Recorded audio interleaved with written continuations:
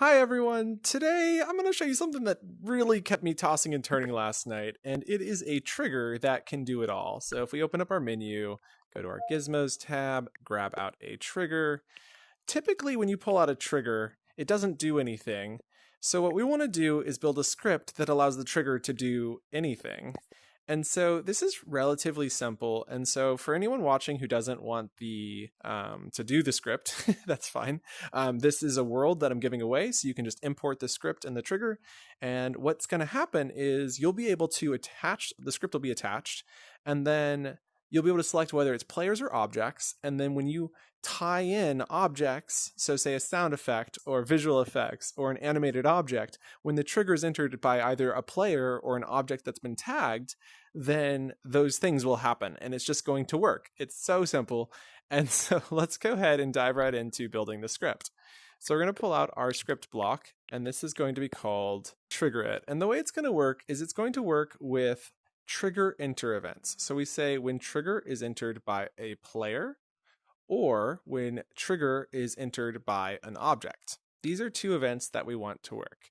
Now, when a trigger is entered by an object, we know that we have a list of things that we want to do, and we know that both of these things should cause the thing to happen. So rather than duplicating it a bunch of times, we're going to use when event is received. So at the top here, we have when event is received. And we're going to leave this as my event. It would be better to rename this, which you can do by clicking new event name. But my event, since this is just a single line script, more or less.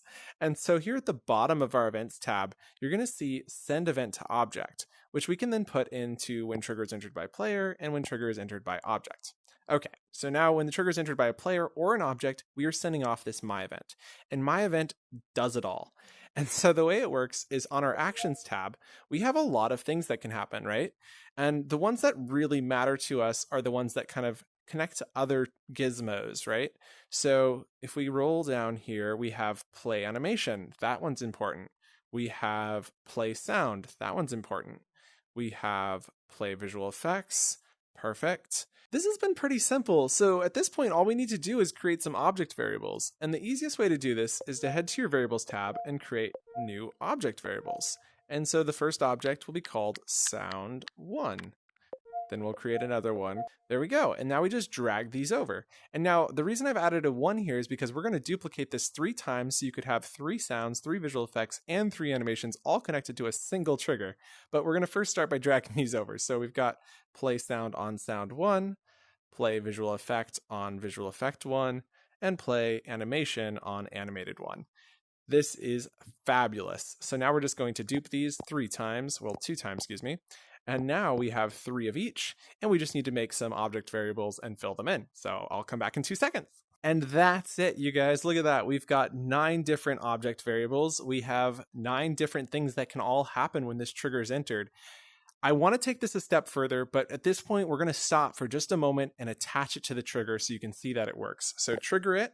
We close out of that by putting our finger in, open up our trigger properties panel here, click the drop down, click the trigger it, and now you can see we have all of the 9 different slots. And so this is where we put in the things that we want to happen. So for instance, we'll grab a particle effects, we'll go ahead and grab a sound, a garage door sound apparently.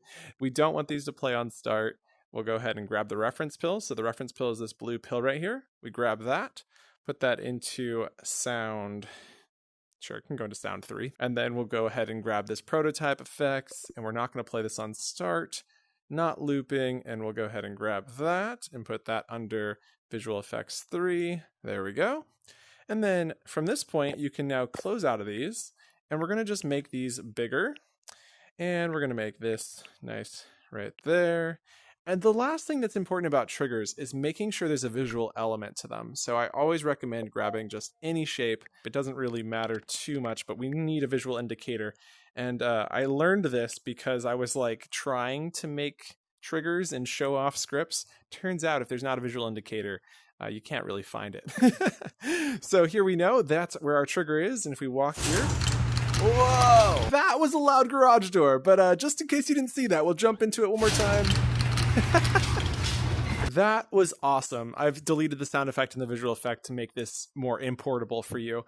But the thing that's really like important to me about this, and the reason I was tossing and turning literally in my sleep about this last night, is because this needs to be a default. Like triggers should work like this. You should be able to just take your reference pill and drop it in here somewhere, and it just creates a list of all of these items and then causes actions to happen on those items when the trigger's entered. It just seems like a no-brainer, and so this is my call to the devs. Like, we should really get this feature added. I would think it's extremely important. And if I was doing it, which is such a funny joke, people like to say, what would Lakes do? Dude, no. But seriously, what I would do though is I'd come over to my variables tab and we'd create a Boolean variable. And what this is it says reset world. And with this, we can now run an if statement. So if we come to the top of our events, we can grab if, drop this in here at the top of my event. And if we drag the Boolean variable in, now this is going to check to see if reset world has been set to true. You'll note I'm leaving it false by default. So this will have to be done on the trigger. And then on our actions tab, we have the option to reset the world state. So we put that indented into the if statement. And now if the player has set reset world, which you can see here on the trigger gizmo, we can select that. And now when that trigger is entered, it's going to reset the world. Of course, there's nothing to reset. So to demonstrate this, I've recorded this animation on this ball. So now if we come in here, and now we're going to walk in here and the ball should reset its position. Yep. So there it goes, resets, starts doing its thing. And then we can jump back in here. And it resets again and starts doing its thing. The point of this is to show another way that we could approach scripting inside of Horizon. And I think for many of us, scripting is extremely intimidating. And I know it was for me when I started. And so if we can make things that are less intimidating, like empty slots that you fill out to play animation, or even just having a place where you can drag and reference the pills, just dropping it in here somewhere in the properties panel, and it just creates a list of all of the objects that you want to have animated when the trigger's entered, I think that would be extremely valuable.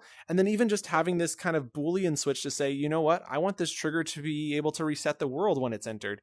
Giving the trigger more power like that, I think would be extremely powerful. And then if I can make another request, let's get some eye icons in here to explain some of these things. There's so many things inside of Horizon that I just don't understand that I have learned by trial and error. And so I would love to say like reset world should be a Boolean here, but if there's going to be a reset world Boolean, then there should be kind of an information. What does that do? I don't know. Right? Like, yeah. There was one more thing. Wait, there's one more thing. I almost forgot. How could I can't believe I almost forgot this. The other thing that you can do is not only just playing animations and sounds, but you could make a respawn point. Like the trigger should obviously have the ability to respawn players. And so if we come over here into the variables tab, we could create a new variable, which would also be an object called respawn point. And this object variable will allow us to respawn the players. And so if we come over here to when triggers entered by player, we would simply bring over the motion, player motion, respawn player. And then we can take respawn point, plug it in, and respawn the player to that respawn point. There are endless possibilities on ways we could improve this and make this better.